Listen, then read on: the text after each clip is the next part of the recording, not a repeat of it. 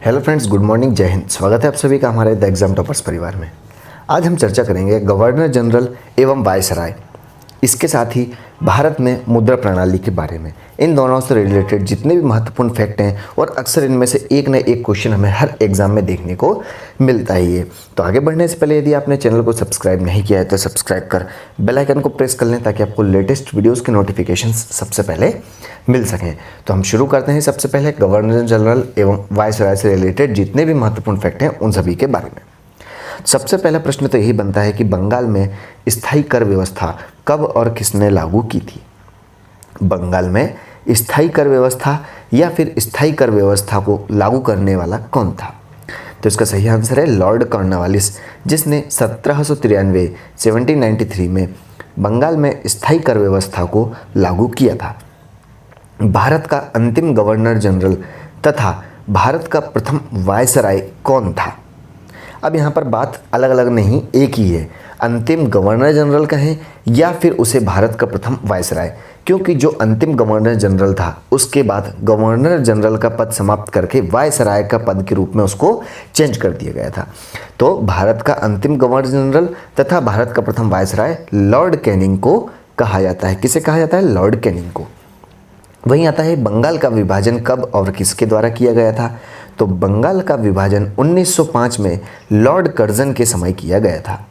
वहीं इसी समय अर्थात 1905 में ही लॉर्ड कर्जन साहब थे जिन्होंने बहुत ही महत्वपूर्ण, जो हम एग्ज़ाम के लिए तैयारी कर रहे हैं, एनटीपीसी ग्रुप डी हो जो कि रेलवे के अधीन आता है, तो रेलवे बोर्ड का गठन 1905 में लॉर्ड कर्जन के द्वारा ही किया गया था। रेलवे बोर्ड का गठन किसने किया था? लॉर्ड कर्जन ने किया था। कब किया था? 1905 में। वहीं बात करें कि बंगाल विभाजन तो 1905 में हो गया था, किसने किया था? लॉर्ड कर्जन ने। तो बंगाल विभाजन को रद्द कब और किसने किया था? बंगाल विभाजन को रद्द किसने किया था? तो लॉर्ड हार्डिंग द्वितीय ने 1911 में बंगाल विभाजन को रद्द किया था।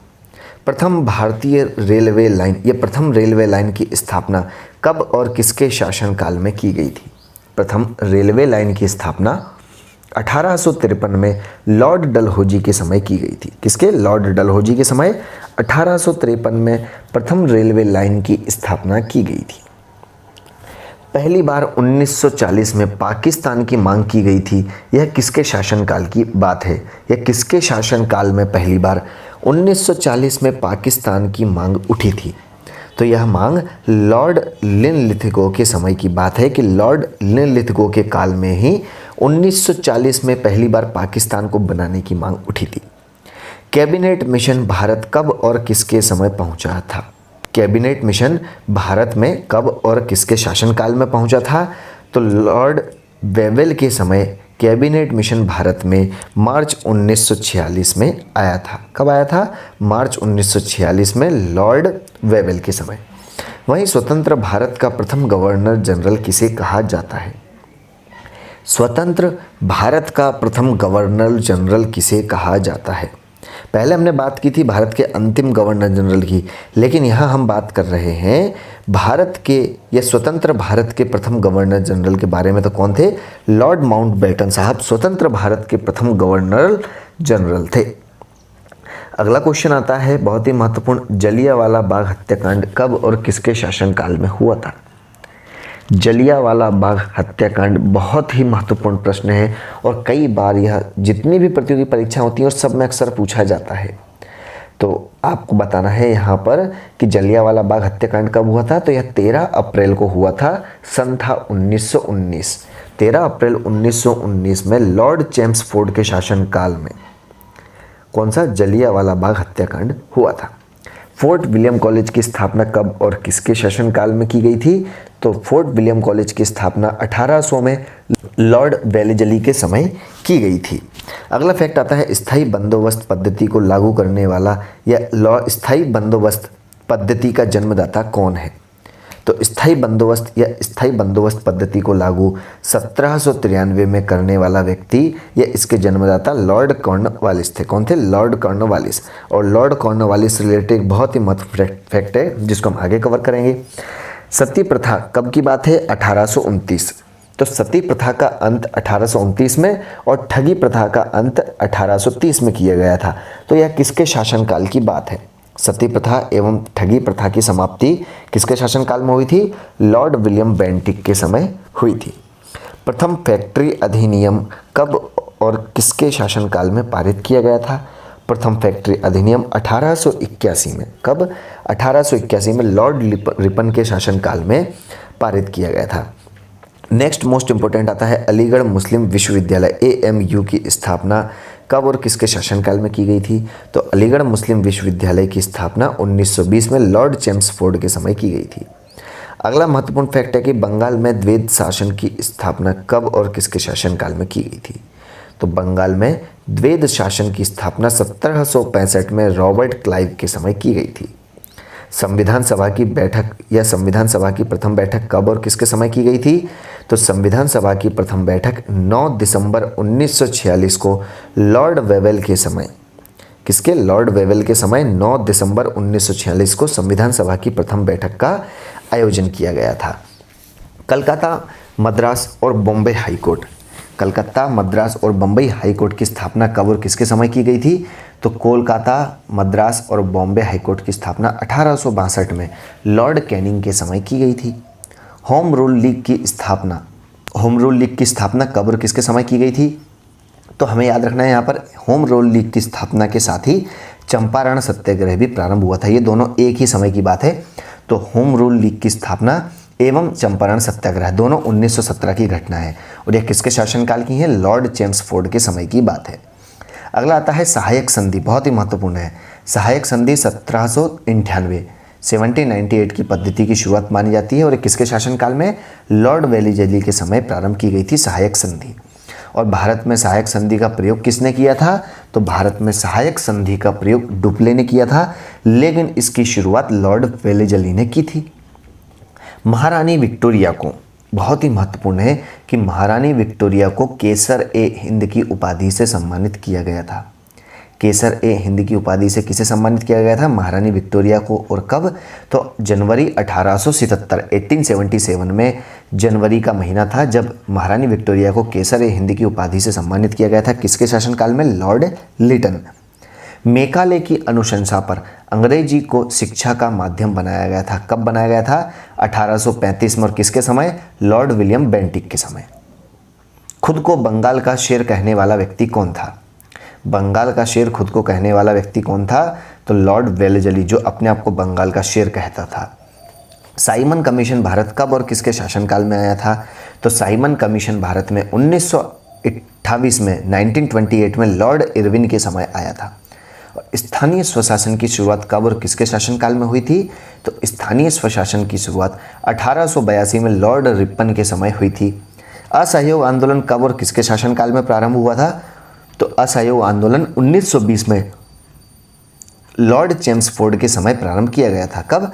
लॉर्ड चेम्सफोर्ड के समय 1920 में असहयोग आंदोलन शुरू किया गया था। मुस्लिम लीग की स्थापना कब और किसके समय की गई? तो मुस्लिम लीग की स्थापना 1906 में लॉर्ड मिंटो द्वितीय के समय काल में की गई थी। लॉर्ड मिंटो द्वितीय 1906 की बात है जब मुस्लिम लीग की स्थापना की गई थी। वहीं अगला फैक्ट आता है कि द्वितीय विश्व युद्ध का आरंभ कब हुआ था? तो द्वितीय विश्व युद्ध का प्रारंभ लॉर्ड लिनलिथिगो के समय 1939 में द्वितीय विश्व युद्ध का प्रारंभ हुआ था। वहीं कांग्रेस का जन्मदाता किसके शासनकाल की बात है? कांग्रेस का जन्म किसके शासनकाल में हुआ था?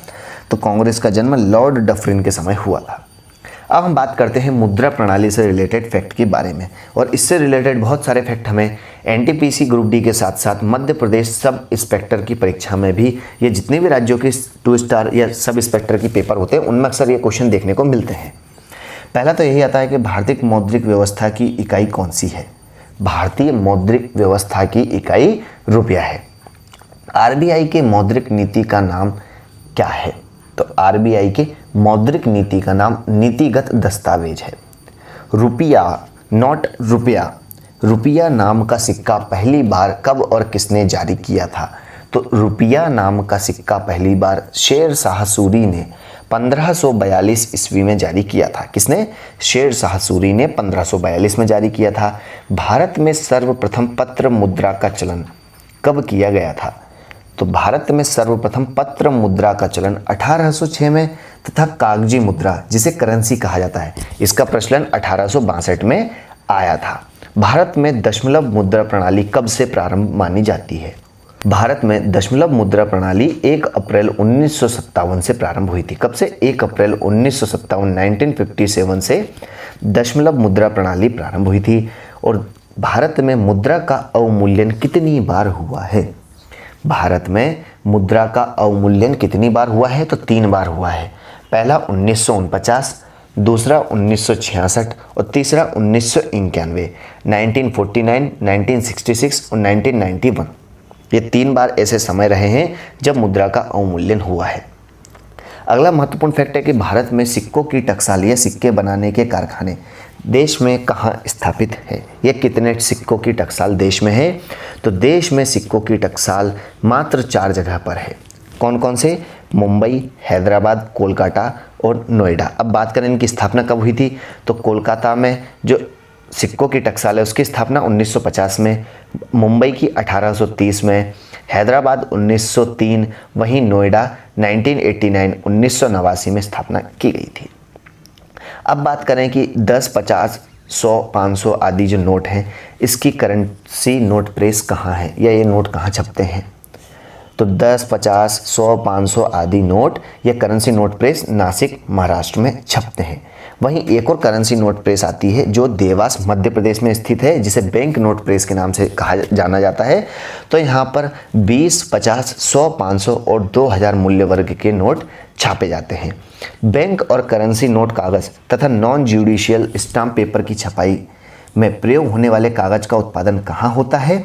तो बैंक और करेंसी नोट कागज़, इसके साथ ही नॉन ज्यूडिशियल स्टाम्प पेपर की छपाई में प्रयोग होने वाले कागज़ का उत्पादन सिक्योरिटी पेपर मिल होशंगाबाद जो मध्य प्रदेश में है यहाँ पर किया जाता है। तो सिक्योरिटी पेपर मिल कहाँ है? होशंगाबाद मध्य प्रदेश में है। 1 रुपए के नोट और उससे कम राशि के करेंसी सिक्के किसके द्वारा जारी किए जाते हैं? बहुत ही महत्वपूर्ण फैक्ट और कई बार ये क्वेश्चन पूछा गया है। 1 रुपए के नोट और उससे कम राशि के करेंसी सिक्के वित्त मंत्रालय के द्वारा, जबकि 1 रुपए से अधिक की राशि के नोट व सिक्के आरबीआई अर्थात रिजर्व बैंक ऑफ इंडिया या भारतीय रिजर्व बैंक के द्वारा जारी किए जाते हैं। और 1 रुपए के नोट पर किसके हस्ताक्षर होते हैं? तो हमें याद रखना है वित्त मंत्री के हस्ताक्षर होते हैं, उस पर आरबीआई के गवर्नर के हस्ताक्षर नहीं होते हैं। अगला आता है 1 रुपए के नोट पर वित्त सचिव और 1 रुपए से अधिक के सभी नोटों पर भारतीय रिजर्व बैंक के गवर्नर के हस्ताक्षर होते हैं, जैसा कि अभी हमने बात की है। वर्तमान में नोट निर्गमन की न्यूनतम कोष प्रणाली लागू है।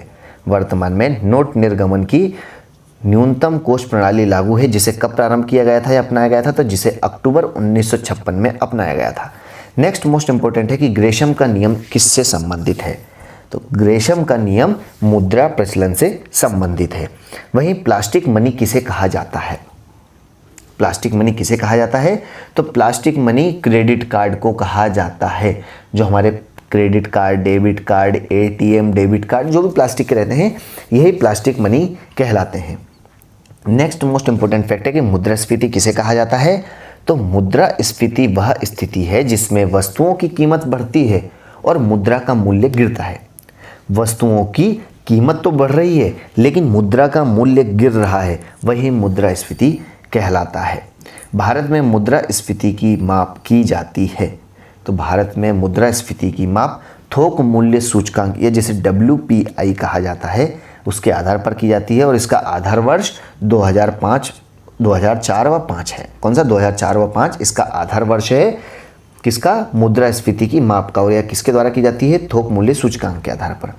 मुद्रास्फीति में ऋणी को लाभ होता है और ऋणी को ही लेनदार भी कहा जाता है। तो मुद्रास्फीति में लाभ किसको होता है? ऋणी अर्थात लेनदार को। सबसे पहली बार यह सर्वप्रथम 1 जनवरी 1991 1 जनवरी 1999 में 11 देशों ने यूरो को आधिकारिक मुद्रा के रूप में अपनाया था। कितने देशों ने यूरो को आधिकारिक मुद्रा के रूप में अपनाया था? 11 देशों ने। भारत में विदेशी मुद्रा का सर्वाधिक व्यय, भारत में विदेशी मुद्रा का सर्वाधिक व्यय किसके आयात पर होता है या उपयुक्त में से किसके आयात पर होता है? पेट्रोलियम उत्पाद। जी हाँ दोस्तों, भारत के परिदृश्य में जितने भी पेट्रोलियम उत्पाद हैं इनके आयात पर सर्वाधिक विदेशी मुद्रा का व्यय किया जाता है। इसके अलावा भारत को सर्वाधिक विदेशी मुद्रा प्राप्त होती है तो भारत को सर्वाधिक विदेशी मुद्रा रत्न एवं आभूषण से प्राप्त होती है, जिसके हमारे देश के लोग बहुत ज़्यादा शौकीन हैं, सोने चांदी के आभूषण, हीरे के आभूषण। वहीं अगला फैक्ट है कि विश्व में सबसे अधिक विदेशी मुद्रा कोष किस देश के पास मौजूद है? तो विश्व में सबसे अधिक या सर्वाधिक विदेशी मुद्रा कोष चीन के पास है। और सबसे अधिक महंगी मुद्रा कौन सी है? सबसे महंगी मुद्रा पाउंड स्टर्लिंग है। कौन सी? पाउंड स्टर्लिंग सबसे महंगी मुद्रा है। भारत ने वर्ष 1947 में अंतर्राष्ट्रीय मुद्रा कोष, जिसे IMF या इंटरनेशनल मॉनेटरी फंड कहा जाता है, इसकी सदस्यता प्राप्त की थी। तो IMF का सदस्य भारत कब बना था? वर्ष 1947 में। वहीं बहुत ही महत्वपूर्ण अंतिम फैक्ट है कि भारतीय रुपए के नए चिन्ह, जिसे र हम सभी ने देखा है, रुपए को हम आज के समय में किस तरीके से लिखते हैं, तो उस डिज़ाइन को किसने बनाया था? तो इस डिज़ाइन को IIT मुंबई के D उदय कुमार ने बनाया था और ये वर्तमान में IIT गुवाहाटी के हेड हैं।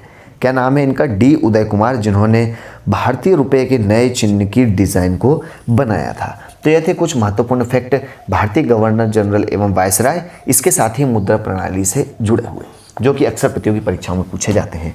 आई होप कि आपको ये वीडियो पसंद आया होगा। तो अगर आपको ये वीडियो पसंद आया तो वीडियो को लाइक एंड शेयर करना बिल्कुल ना भूलें। तब तक के लिए घर पर रहें, खुश रहें, स्वस्थ रहें। मिलते हैं नेक्स्ट वीडियो में। Thanks for watching. जय हिंद।